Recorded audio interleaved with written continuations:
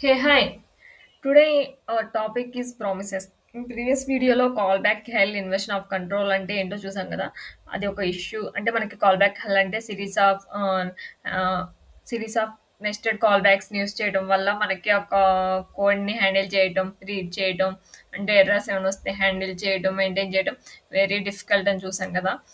అంటే asynchronous operation nested of series of asynchronous operation each depending on previous one. It makes code very hard to maintain అని చూసాం కదా. అంటే ఒక దాని మీద ఒకటి డిపెండ్ అయితే మనకి ఎక్కడ ఎర్రర్ వస్తుంది, ఎక్కడ హ్యాండిల్ చేయాలి అనేది వెరీ డిఫికల్ట్. అలాంటి వాటిని హ్యాండిల్ చేయడానికి మనకి ES6లో promises are introduce. Call back hell and inversion of కంట్రోల్ని ప్రివెంట్ చేయడం కోసం కాల్ బ్యాక్ ప్రామిసెస్ని యూస్ చేస్తాం. అసలు ఫస్ట్ ఆఫ్ ఆల్ ప్రామిస్ అంటే మనకి అసలు ఇది promise is a object. Normal it is a Java script object. కానీ మనకు ఆబ్జెక్ట్లో డేటా అంటే ఎలా ఉంటుంది, మనం స్టోర్ చేస్తాం, లేకుంటే వేరే చోట నుండి స్టోర్ అవుతుంది. కానీ ఈ ప్రామిస్లో మనకి data it will come after some time. అంటే మనకి ఇమీడియట్గా డేటా రాదు దాంట్లోకి, ఇట్ టేక్ సమ్ టైమ్. అంటే మనకి డెఫినేషన్ చెప్పుకుందాం first. Promise is an object representing the eventual completion or failure of an asynchronous operation. is promise is a object representing the eventual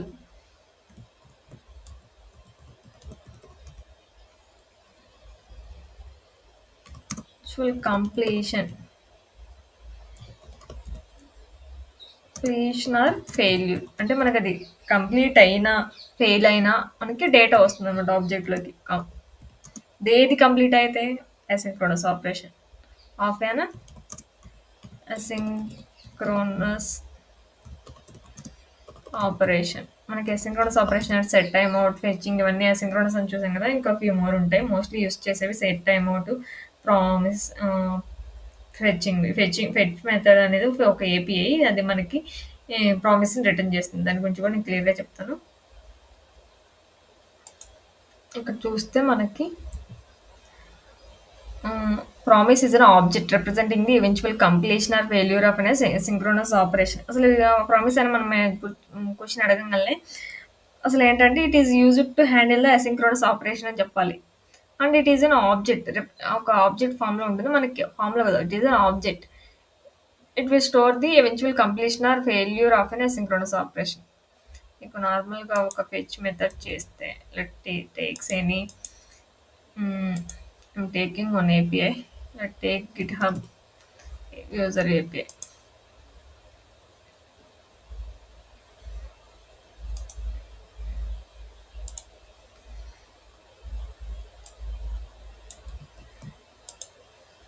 ఇక్కడ నేను let result equal to fetch. Fetch method మన fetch అనేది ప్రామిస్ని return చేస్తుంది. let console this one result. మీకు developer టూల్స్లో చూపిస్తాను. ఇక్కడ చూసుకుంటే మనకి ప్రామిస్ వచ్చింది చూసారు కదా.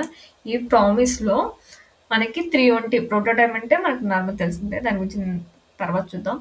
It is a prototype of promise and it has state and result. State గురించి చూద్దాం. స్టేట్ అంటే మనకి 3 స్టేట్స్ ఉంటాయి ప్రామిస్లో. నార్మల్గా 3 స్టేట్స్ ఏంటంటే పెండింగ్, మనకి ఇది pending initial state of the what is the initial state of promise అని అడిగితే పెండింగ్ అంటే మనకి అది ఫుల్ఫిల్గా రిజెక్ట్ ఏదో ఒకటి అయ్యేంత వరకు పెండింగ్లో ఉంటుంది. వన్స్ ఇట్ ఈస్ ఫుల్ఫిల్ అంటే మనకు ఏదైతే నేను డేటా కావాలనుకున్నా ఆ డేటా ఫెచ్ చేసేసిన వెంటనే it will state change to fulfil change అవుతుంది. అలా కాకుండా సంథింగ్ ఏదో ఎర్రర్ వచ్చింది, డేటా ఫెచ్ చేయలేకపోతుంది, అప్పుడు it will state will change to rejected. There are 3 states. ఇక్కడ సంథింగ్ ఎక్కడిది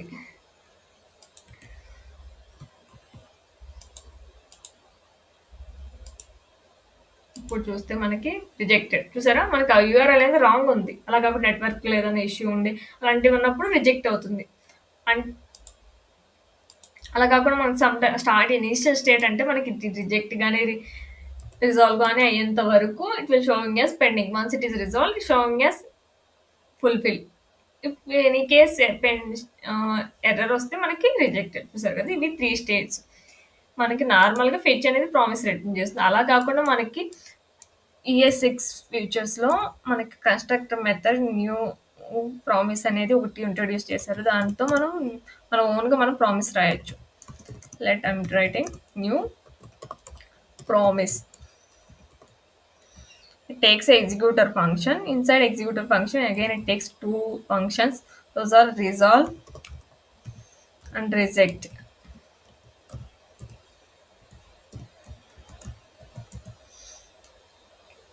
Resolve reject and తీసుకుంటుంది.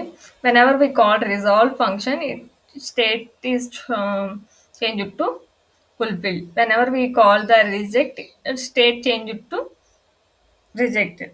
These are the states. చూసారు కదా. Now I'm calling resolve method call చేస్తాను. సక్సెస్ అని కాల్ చేస్తే లెట్ సీ ద PR.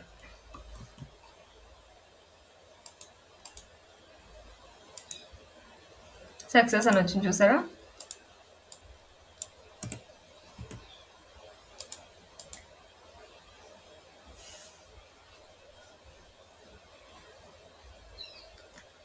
అలా కాకుండా మనకి రిజెక్ట్ని కాల్ చేస్తే రిజెక్ట్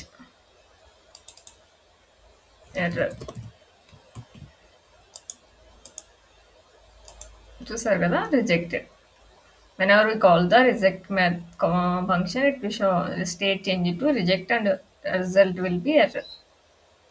మనకి ఇన్వర్షన్ ఆఫ్ కంట్రోల్ అంటే ఒకదాని మీద ఒకటి డిపెండ్ అవుతుంది అనేది అసలు ఇష్యూ అని చూసుకుని దాన్ని ఎలా హ్యాండిల్ చేస్తామంటే మనకి ప్రామిసెస్లో ప్రామిస్ చైనింగ్ అనే ఒక టెక్నిక్ వస్తుంది. Promise chaining is a technique in JavaScript where multiple promises are executed in sequence order with each promise depending on result of previous one. అంటే మనకి ప్రీవియస్ వన్ మీద డిపెండ్ అయినప్పుడే మనకి హ్యాండిల్ చేయలేము. అంటే ఒకటి ఫెయిల్ అయితే ఇంకోటి ఎగ్జిక్యూట్ అయిపోతుంటుంది. మనకి ఎక్కడ ఫెయిల్ అయింది, ఎక్కడ ఎర్రర్ రావాలనేది కరెక్ట్గా ఎర్రర్ హ్యాండిలింగ్ చేయలేము అనుకున్నాం కదా. దాన్ని అచీవ్ చేయడం కోసం ప్రామిస్ చైనింగ్ అనేది ఇంట్రొడ్యూస్ చేశారు. దీన్ని ఎలా యూస్ చేస్తామంటే డాట్ క్యాచ్ అనే హ్యాండ్లర్స్ ఉంటాయి మనకి.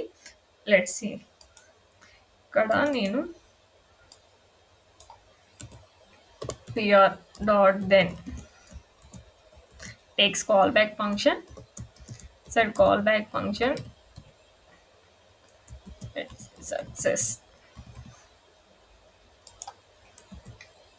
dot catch. Let console error.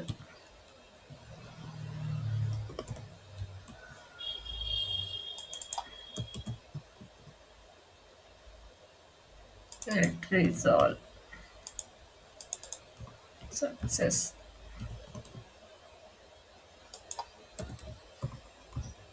Success. Whenever that promise is success, that means resolved, then it will then callback function will execute it. Let's see the output. Success అని చూసారు కదా ఇక్కడ. అలా కాకుండా నాకు ఇక్కడ నేను రిజెక్ట్ కాల్ చేస్తున్నా. రిజెక్ట్ కాల్ చేస్తే let's see this one. Refresh, error అని వచ్చింది చూసారు కదా. డాట్ క్యాచ్ అనేవి మనకి ఇక్కడ depends on the it will state. అంటే స్టేట్ అనేది ఫుల్ఫిల్ అయితే మనకు డాట్ అనేది కాల్ అవుతుంది. అలా కాకుండా రిజెక్ట్ అయితే dot catch call back function will execute. అలా కాకుండా నాకు ఫ్యూ మోర్ అంటే ఇక్కడ నేను ఓన్లీ సింగిల్ దీనికి లెట్స్ టేక్ దిస్ ఎగ్జాంపుల్. ఇలా కాకుండా నాకు ఒకదాని మీద ఒకటి డిపెండ్ అవుతుంది అని చెప్పుకున్నాం కదా. ఆ కేసులో మనకి .then అనేవి multiple series of .thens we can use like this.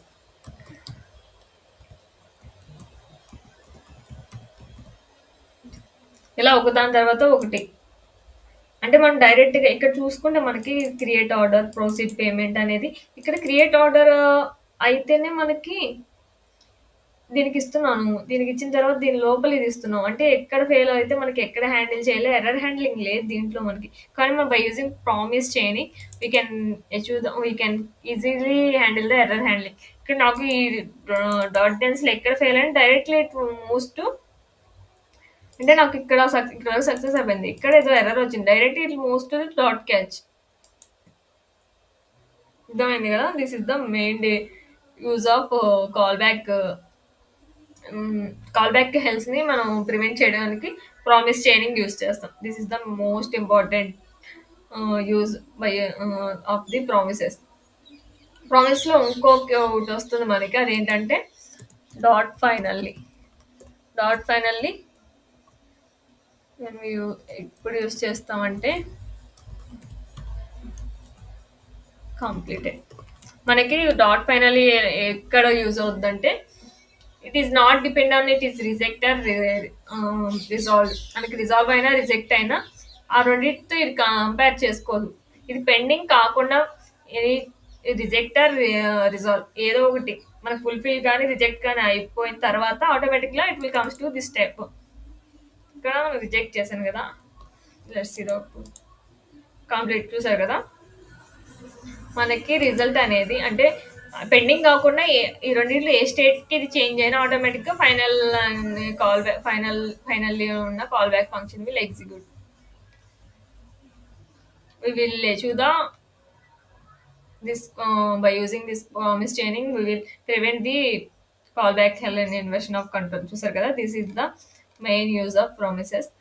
And మనకి another way of handling the asynchronous functions is asynchronous functions ని హ్యాండిల్ చేయడానికి modern ES7 maybe in ES7 they introduce the async await. These are the new modern way of handling the asynchronous operation. So small change in between these promise and async wait. Only we can say it is a static sugar for the promises. Only small changes. There is not much. I will explain async await in next video. If you have any doubts on promises, ask in comments. I will clear your doubts.